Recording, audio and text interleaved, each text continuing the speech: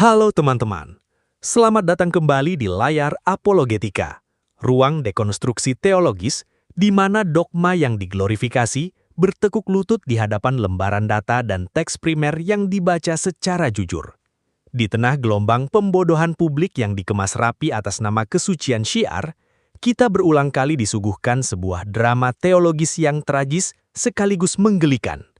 Orang-orang yang mengklaim diri sebagai penganut dan pembela kebenaran mutlak mendadak mengalami kelumpuhan nalar, amnesia tekstual, dan kebingungan sistematis saat diajak membaca teks kitab sucinya sendiri secara jujur. Ketika baris-baris ayat dari Al-Quran disodorkan tepat di depan mata mereka, yang keluar dari mulut para pembela dogma ini bukanlah kedalaman literatur atau kecerdasan akademis, melainkan akrobat tafsir yang kontradiktif, silogisme yang saling bertabrakan, hingga pelarian argumen secara konyol hanya demi menutupi rasa malu akibat ketahuan tidak memiliki basis ilmu pengetahuan. Mengapa para pembela dogma selalu histeris saat dihadapkan pada ayat-ayat Al-Quran yang mereka klaim sebagai pedoman hidupnya? Mengapa mereka harus mengarang narasi penyelewengan kitab yang tidak pernah tertulis dalam naskah Al-Quran demi menyelamatkan gengsi doktrin tradisi mereka? Pada video kali ini, Edis TV akan membedah secara masif, telanjang dan tanpa ampun kebangkrutan epistemologis para penjajah dogma, merobohkan mitos-mitos penyesatan yang ditanamkan oleh kasta ulama abad pertengahan, serta membuktikan bahwa ajaran keagamaan yang dipeluk mayoritas masyarakat hari ini berdiri di atas fondasi hafalan kosong tanpa pemahaman. Selamat menyaksikan. Pengs Nugraha. Assalamualaikum, selamat malam saudara Nugraha. Waalaikum. Silakan Bang, nyalakan kamera. Mari kita berdiskusi dengan baik.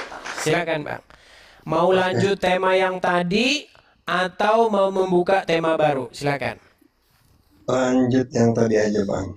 Baik. Tadi Abang statementnya gimana? Di dalam Al-Quran, bahkan di dalam surat Al-Ankabut ayat 46, di situ ada seruan. Seruannya bagaimana? Kami beriman kepada kitab yang diturunkan kepada kami dan juga kepada kitab yang diturunkan kepada kamu. Sesungguhnya Tuhan kami dan Tuhan kamu itu adalah Tuhan yang satu. Betul? Ya, terus? Apakah ayat itu bohong atau dusta? Betul Bang, betul banget itu. Betul. Berarti umat muslim harus beriman kepada kitab yang diturunkan kepada ahli kitab, tidak? Harus. Dan bertuhan kepada Tuhannya ahli kitab, tidak? Iya, kalau Tuhannya yang dianggap. Nah, ini udah mulai ditambah-tambahin. Oke. Perkataannya begini loh Bang.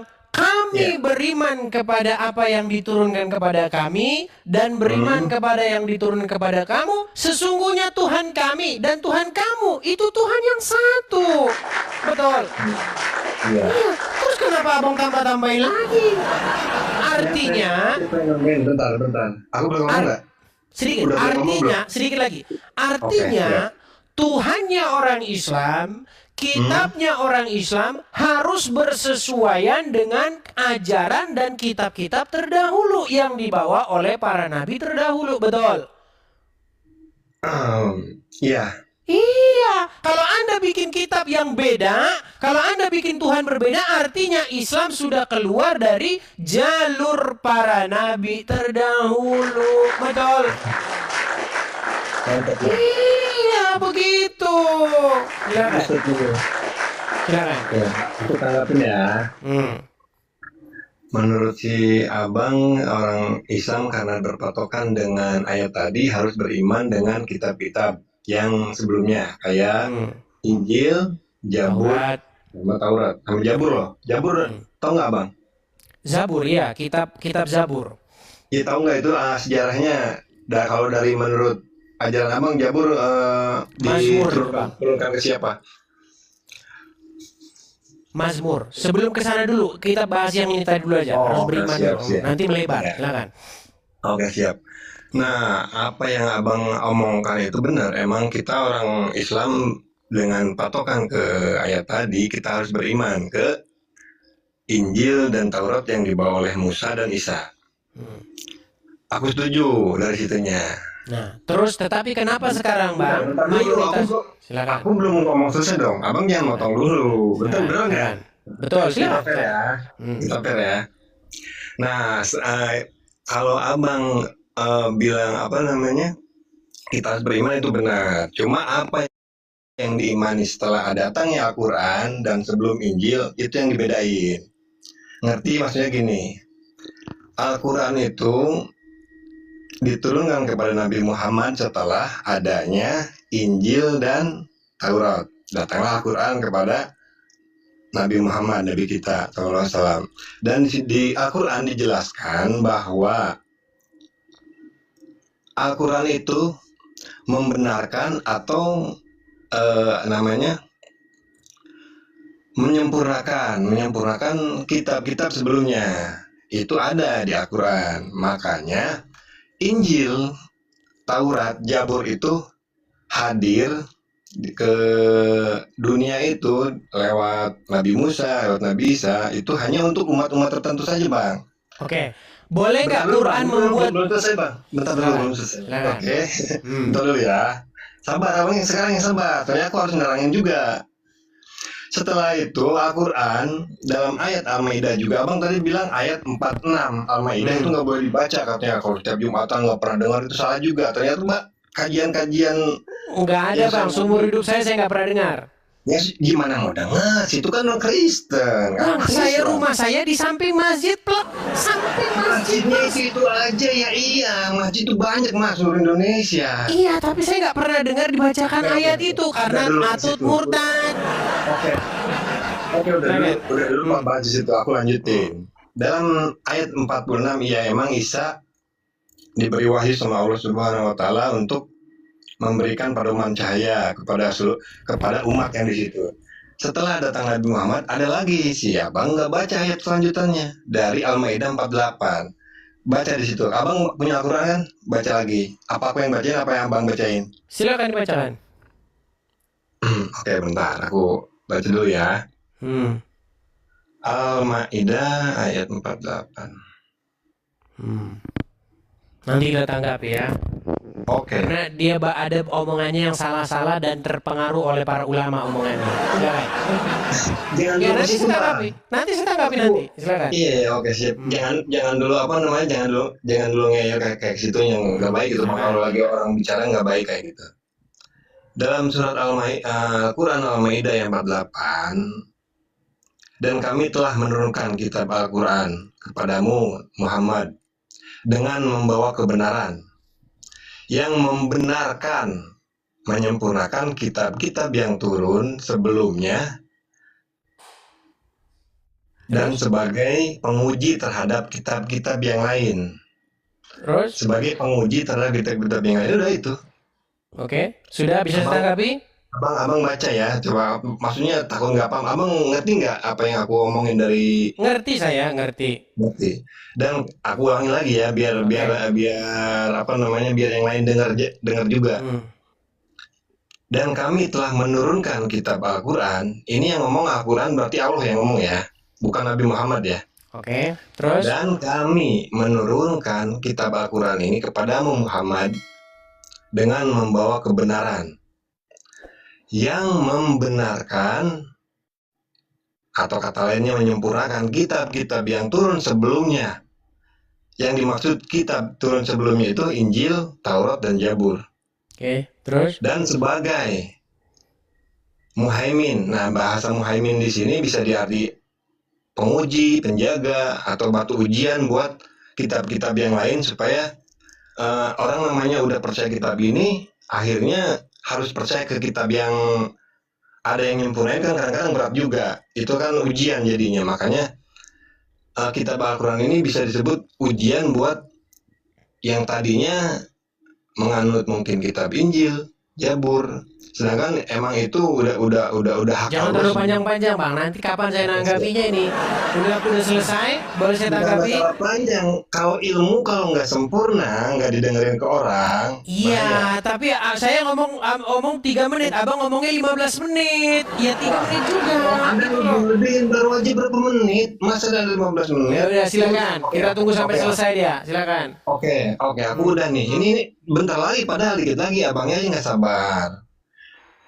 Intinya gitu, dan kami telah menurunkan kitab Al-Quran kepada Muhammad dengan membawa kebenaran yang membenarkan kitab-kitab sebelumnya sebagai ujian. Nah, udah. Udah. Oke. Oke, saya Tanggapin tanggapi. deh. Baik, terima kasih. Tanggapi. Baik. Dari yang Anda baca tadi, Quran membenarkan atau menyalahkan kitab sebelumnya? Membenarkan dong. Membenarkan. Artinya Quran harus sejalan dengan kitab-kitab sebelumnya, betul? Oke. Ntar aku tanggapin lagi. Tapi aku Jangan ngomong jangan juga. oke, jangan terpaksa. Sebentar. Enggak, maksudnya gini. Bang, Aku kalau kita mau nggak jujur ya ngomong Bang dulu ya. sekarang, Kalau kita biar mau kamu jujur yang gini Bang. ngomong. Kan Biar tadi kamu yang Abang ngomong. sudah bicara, Biar- sekarang saya mau bicara dipotong. Boleh gantian? Iya gantian, makanya aku bukannya lah ya, tapi aku ngomong itu setelah kamu bicara Oke, selesai. Bang, baru aku. dengarkan saya. Eh, Kalau kita mau jujur, tanpa harus ada dogma, tanpa harus terikat oleh doktrin-doktrin, cara berpikirnya begini. Ada nabi-nabi terdahulu. Ada Musa, ada Daud, ada Abraham, nabi-nabi terdahulu. Betul? Ya, Nah, apa yang diajarkan oleh nabi-nabi terdahulu tidaklah boleh bertentangan dengan apa yang diajarkan oleh Muhammad. Betul? iya pasti. Karena Quran sendiri bilang, sesungguhnya kami datang, Quran datang membenarkan, bukan mau nyalah-nyalahkan seperti kelakuan orang muslim zaman sekarang, betul? Ya, Betul. betul. Nah, membenarkan kitab sebelumnya. Pertanyaan saya, kalau memang membenarkan berarti Islam tidak boleh bertentangan dengan ajaran sebelumnya, setuju? Oke. Nah, sekarang pertanyaannya, Ya, kalau didapati bahwa Quran atau ajaran Islam bertentangan dengan kitab-kitab sebelumnya, kata Quran apa? Kata Quran sendiri. gimana Bang? Maaf ulangi. Saya ulangi ya. Seandainya nih, orang Islam ada satu pokok permasalahan. Loh, ini kok begini? Kok ini membuat pertanyaan, bingung, kok seolah bertentangan. Menurut Quran sendiri harus bagaimana? Kalau menurut Quran sendiri, tanyakan kepada Allah langsung, dalam arti tanyakan tuh ke Al-Quran lagi, balik kepada Quran. Iya, Quran bilang apa? Ya kalau Tanyakan kepada kitab-kitab terdahulu, bukan? enggak. Loh, Ayat mana? Ayat saya mana? tunjukkan ayatnya. Oh, kita pakai ayat kalau ngomong. Ya, iya, emang harus gitu. Perhatikan, oke. Bentar ya. Oke Bang, siap. Bentar. Buka Quran surat Yunus ayat 94. Ini Muhammad sendiri disuruh berguru sama ahli kitab. Orang Islam malah sombong tidak mau berguru kepada ahli kitab. Ayat berapa? 94, silakan. Ayat 94.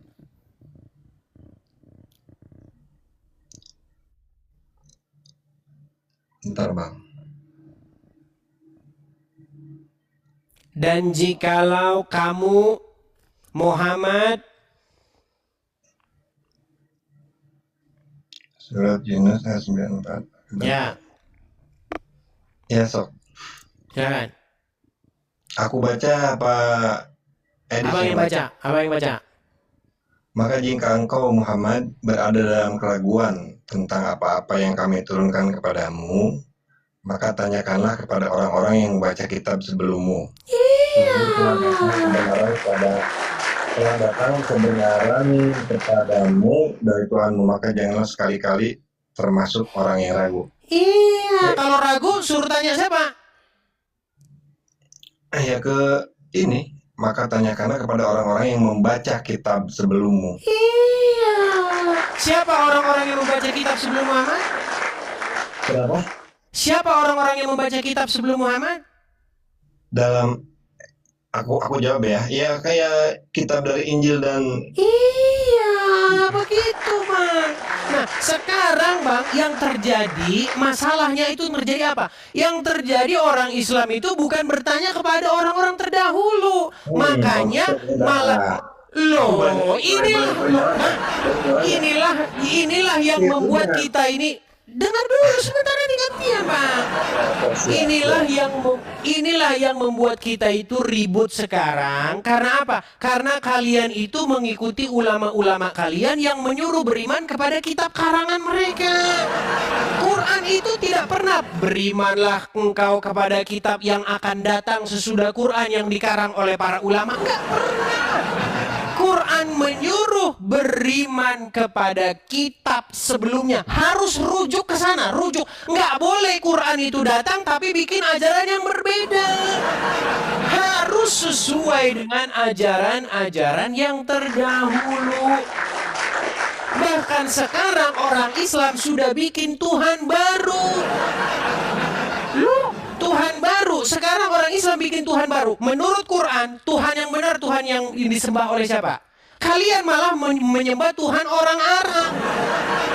Padahal Al-Quran berkata, tidak ada Tuhan kecuali Tuhan yang dipercaya oleh Bani Israel. Mau saya tunjukkan ayatnya tidak? aku tanggapin dulu yang ini. Aku tanggapin dulu omongan kamu. Silakan. Kalau menurut saya Al-Quran yang disebut ragu itu bukan Nabi Muhammad ragu, tapi itu Allah itu jangan dulu ngomong ya. Allah itu saya menahan ketawa.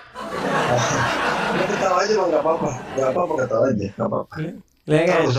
Seru ini kan debat logis ya, ilmu ya, jangan apa namanya, jangan sampai keluar dari jalur ilmu. Silakan.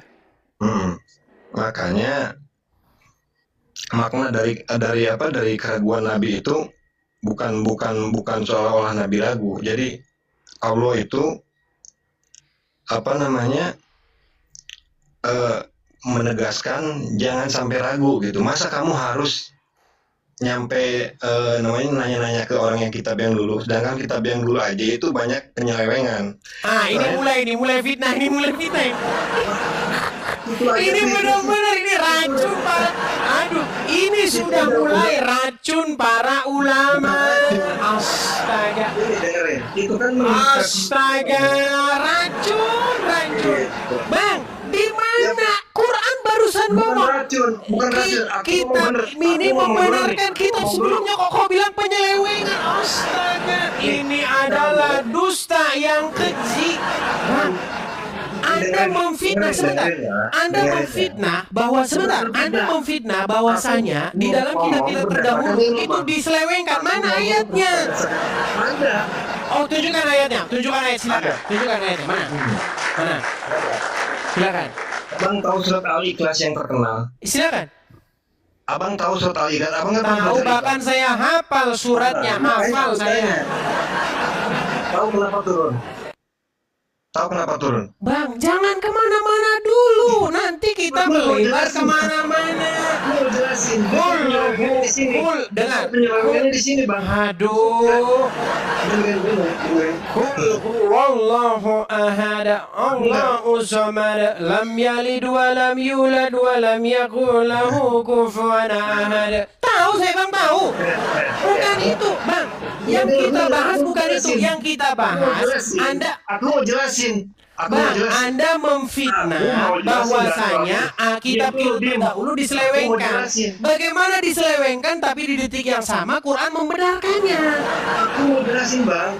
Yang diselewengkan itu adalah kitab kalian, karena kitab kalian disusun oleh Utsman bin Affan. Diem, Bang. Aku mau jelasin boleh kan? Abang tadi ngejelasin diem. Aku diem ya. Sekarang aku mau jelasin kalau abang nggak mau diem. Silakan. Mau dong harusnya kalau kayak gitu. Silakan. Nah, kenapa aku sindir ke surat Al-Ikhlas? Kenapa juga ada penyelewengan di Kristen zaman Nabi Muhammad aja udah ada penyelewengan. Kenapa? Turunnya ayat itu Ikhlas itu menegaskan tauhid bahwa Allah itu esa. Qul huwallahu ahad, Allah itu esa. Dengar dulu Pak. Bang, jangan bernarasi, tunjukkan ayatnya. Ayat bahwasanya Quran berkata di dalam kitab sebelumnya terjadi penyelewengan. Mana ayatnya? Ada. Tunjukkan, jangan ada-ada saja. Jangan ngomong seperti Robert Mokundo dan Agatal. Kalau ngomong tidak pakai Jelasin bukti. dari Silakan. sebenarnya ada dari yang lain, cuma aku harus buka dulu. Ini ada ketersambungannya dengan surat Al-Ikhlas. Kenapa aku mau jelasin? Surat Al-Ikhlas itu turun karena ada penyelewengan dari Itu adalah fitnah para ulama. fitnah sih Al-Quran. Astaga. Bang, Aku mau yang ngomong dia benar udah. itu Bang, begini, yang benar itu bahwa ada jalannya diskusi orang-orang itu biar enak, jalannya diskusi biar enak. biar Aku ngomong enak itu jalannya diam. diskusi, Anda Aku ngomong nunjukkan situ ayat, diam. bukan ada. Aku mau tunjukin. Iya, mana ayatnya? Silakan tunjukkan Nah. ayatnya. Kenapa aku merujuk ayat surat Al-Ikhlas? Dengerin dulu, Mak. Ini kan Al-Ikhlas itu kan Al-Quran. Yang Al-Ikhlas. saya tanyakan kepada Anda, ayat dengerin di dalam dulu, Quran dengerin yang dulu, berkata dengerin bahwa dulu, diem. kitab-kitab terdahulu Diem, sudah dirubah-rubah diem, mana? Bang, diem. Al-Ikhlas itu menunjukkan penyelewengan agama Kristen. Kenapa? Tidak Karena ada di dalam Ada. Al-Ikhlas kata-kata kitab terdahulu diselewengkan, nggak ada. Asli. Saya bacakan. Qul huwallahu ahad, Allahu samad, lam yalid wa lam yulad wa lam yakul lahu kufuwan ahad. Mana di situ? Mana di situ kitab-kitab terdahulu dirubah-rubah mana? Menyalid walam yulad apa artinya? Dia tidak beranak dan tidak diperanakan. Itu ayat untuk orang yang menyelewengkan tentang Injil itu. Itu ayat mengenai orang yang berkata, orang-orang Quraisy berkata Allah punya anak Al-Lata, Al-Uzza dan Al-Manat. Ayat Oke, itu. sekarang saya tanya kepada Anda. Oke, sekarang Siap. kita tes. Sekarang saya tanya. Jangan Apakah tes-tesan, Allah? Bang. Oke. Tadi aja belum ditanggapin. Ya, saya tangkap ini, saya tangkap ini. Mengenai Siap. lam Aku yalid. diem, Bang, ya. Ya, Aku diem, aku nggak lam ngomong kayak yalid. kamu nih, aku diem. Lam yalid wa lam yulad. Dia tidak beranak dan tidak diperanakan. Pegang omongan saya. Ya. Pertanyaan saya kepada Anda. Anda tahu Isa siapa? Tahu Nabi. Oke. Siapa yang melahirkan Isa?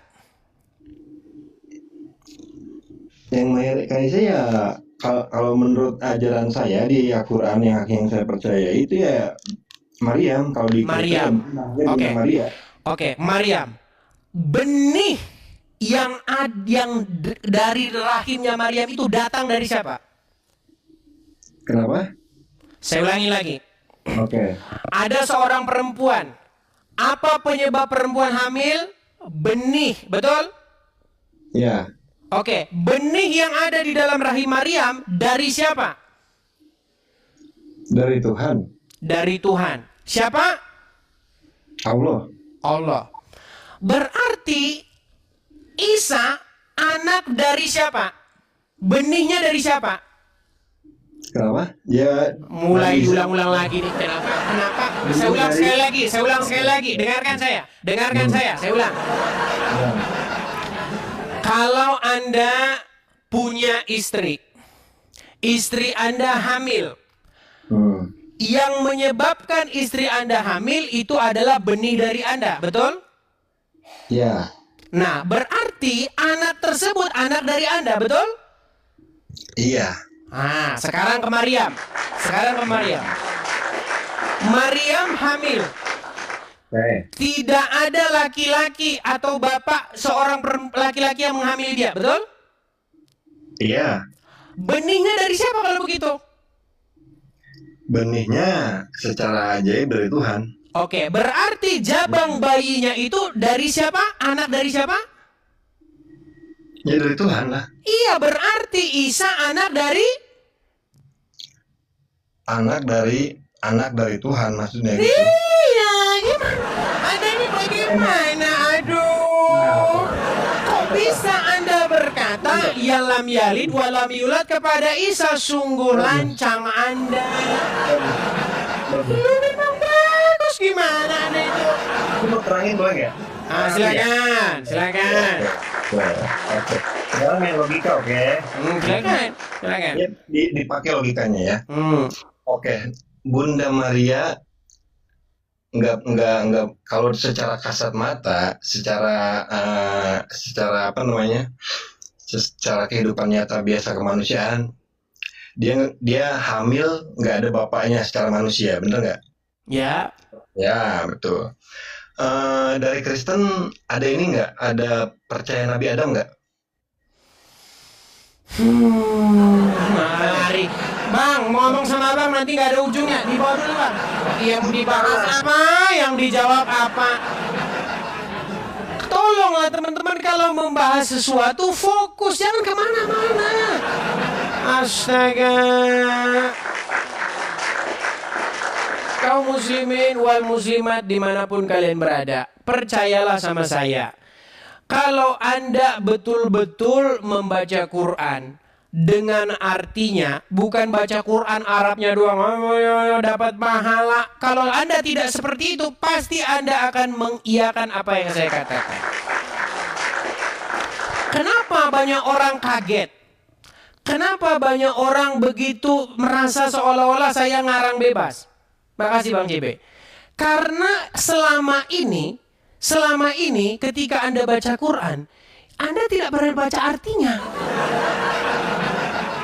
Betul. Sebagian besar orang-orang Islam ketika baca Quran dibaca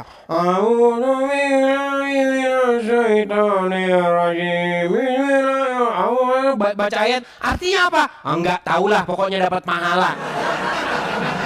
Kalau Anda masih dalam level seperti itu, ya Anda akan melawan saya terus. Gimana Anda itu? Quran sendiri berkata apa? Tidak ada Tuhan kecuali Tuhan yang dipercaya oleh Bani Israil. Tapi kalian tidak mau percaya kepada Tuhan yang dipercaya Bani Israil. Kalian percaya kepada Tuhan yang dipercayai Bani Arab. Akibatnya apa? Akibatnya cium-cium batu.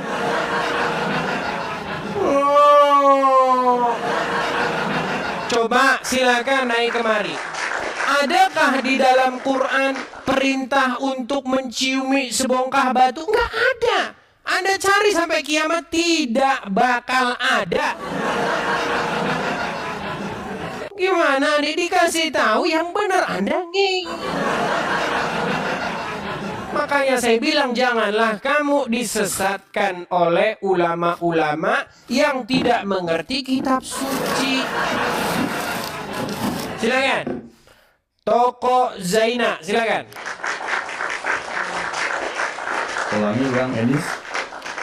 Nyalakan kamera dulu Bang. Di dalam Quran tidak ada Tuhan kecuali Tuhan yang dipercayai oleh Bani Israil. Betul atau tidak? Nggak tahu dia, orang baca Quran Arabnya doang. Kamera nyala dulu, silakan.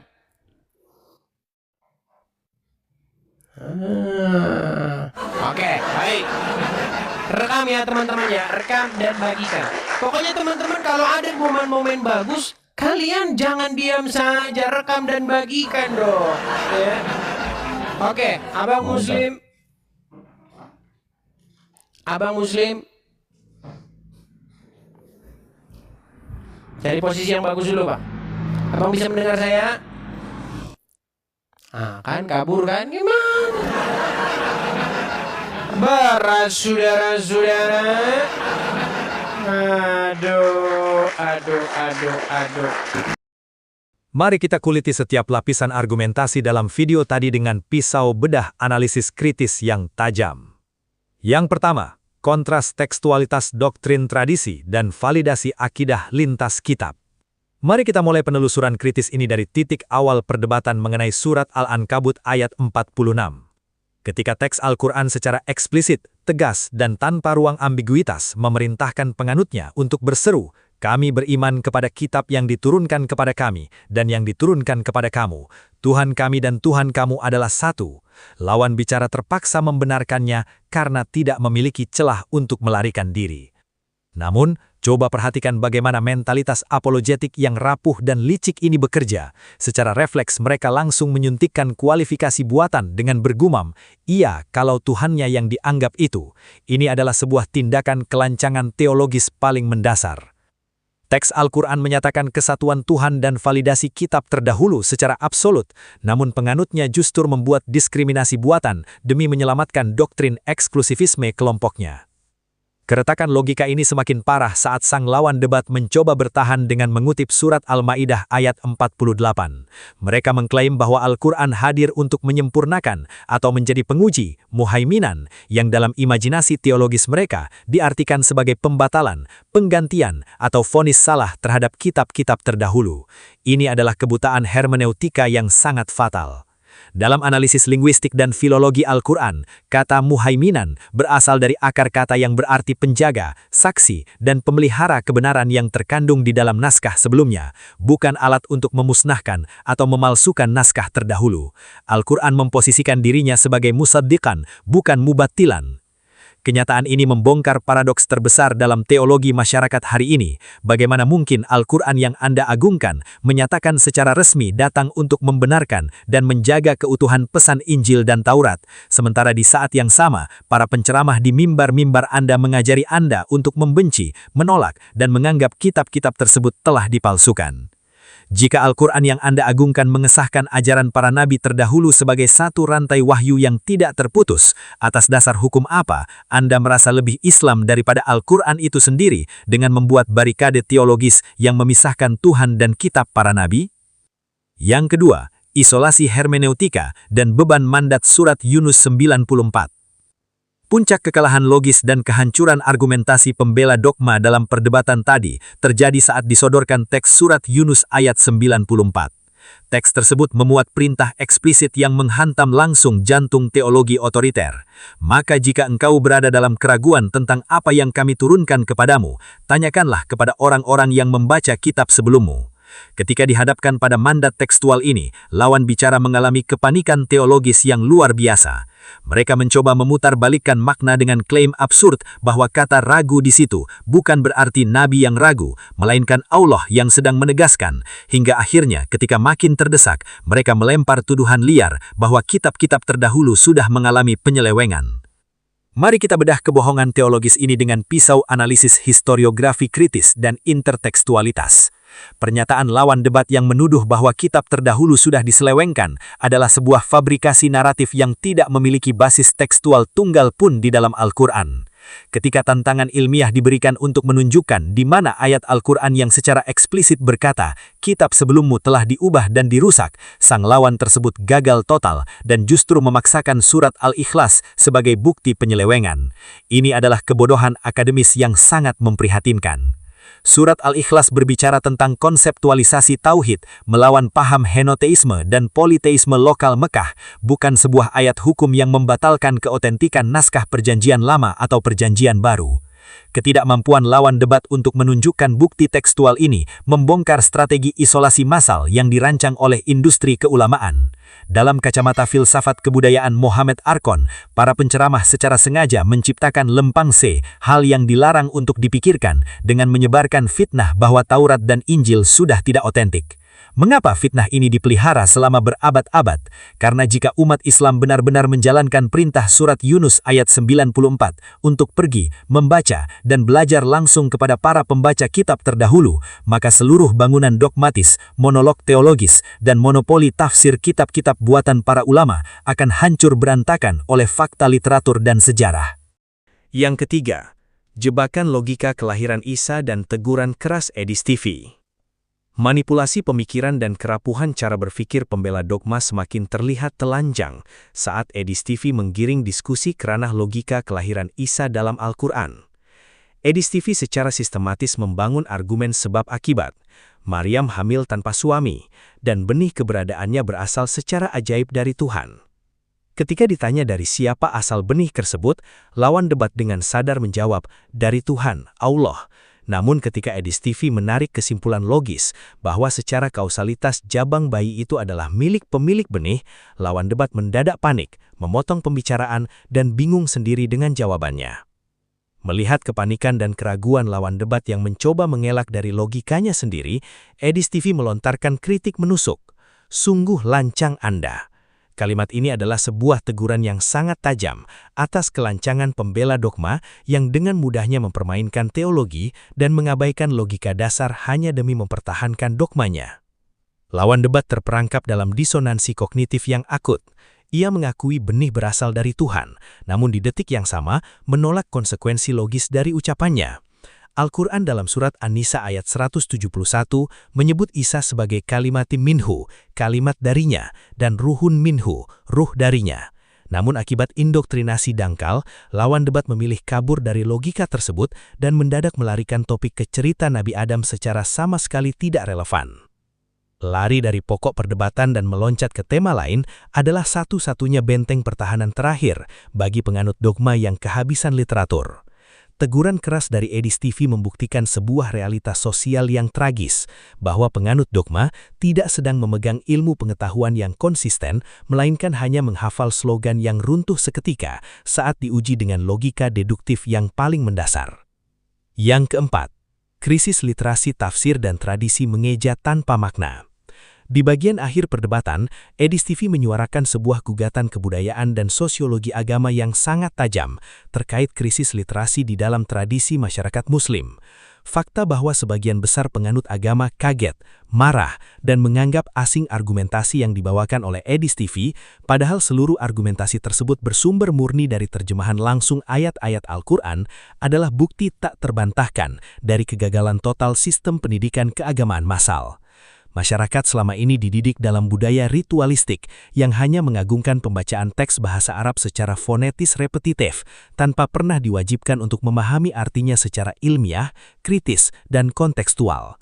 Umat dinina bobokkan dengan doktrin penenang bahwa membaca satu hurufnya saja sudah mendapat pahala, sebuah dogmatisme yang secara efektif menumpulkan daya kritis umat agar mereka tidak pernah mempertanyakan isi, maksud, dan perintah yang tertera di dalam kitab suci tersebut. Akibat dari tradisi mengeja tanpa makna ini, masyarakat menjadi sangat mudah dibodohi, difabrikasi, dan disesatkan oleh narasi-narasi buatan penceramah yang bertentangan 180 derajat dengan isi Al-Quran itu sendiri. Gugatan kebudayaan ini menuntut sebuah perenungan yang sangat radikal bagi siapapun yang mengaku menggunakan akal sehatnya. Untuk apa Anda membanggakan diri telah menghatamkan kitab suci berpuluh-puluh kali, jika Anda sendiri tidak pernah tahu apa arti dan perintah yang tertera di dalam lembarannya? Mengapa Anda begitu marah dan histeris ketika ada orang yang membacakan terjemahan Al-Quran Anda secara jujur, sementara Anda sendiri selama bertahun-tahun nyaman berada dalam kubangan ketidaktahuan? Apakah Anda beragama untuk mencari kebenaran tekstual yang sejati, atau sekedar mencari pembenaran emosional di bawah ketiak kebodohan kolektif? Perdebatan tadi sekali lagi membongkar ke permukaan betapa parah dan mengerikannya krisis intelektual yang sedang melanda masyarakat beragama hari ini. Ketika teks Al-Quran menyuruh untuk beriman kepada kitab terdahulu, para pembela dogma mengarang alasan untuk menolaknya. Ketika Al-Quran menyuruh bertanya kepada ahli kitab, mereka menuduh kitab terdahulu telah diubah, tanpa mampu menunjukkan satu pun ayat pendukung. Dan ketika logika teks Al-Quran diuji secara sistematis, mereka mendadak kebingungan, melarikan topik pembicaraan, dan bersembunyi di balik pembelaan emosional. Kebangkrutan argumen yang kita saksikan bersama adalah bukti tak terbantahkan bahwa doktrin yang dianut oleh mayoritas masyarakat hari ini tidak berdiri di atas dasar Al-Quran, melainkan di atas tradisi lisan, hafalan kaku, dan ketakutan intelektual yang sengaja dirawat oleh industri penceramah. Mereka sangat takut jika Anda mulai membaca arti kitab suci Anda secara jujur, karena mereka tahu persis di hari Anda mulai membaca, berpikir, dan menguji teks tersebut secara kritis, seluruh kekuasaan dogmatis dan otoritas palsu mereka akan runtuh seketika. Edis TV hadir bukan untuk membuai Anda dengan ilusi agamaan yang menenangkan, melainkan untuk membakar kesadaran akal sehat Anda melalui pembuktian literatur yang telanjang dan tanpa kompromi.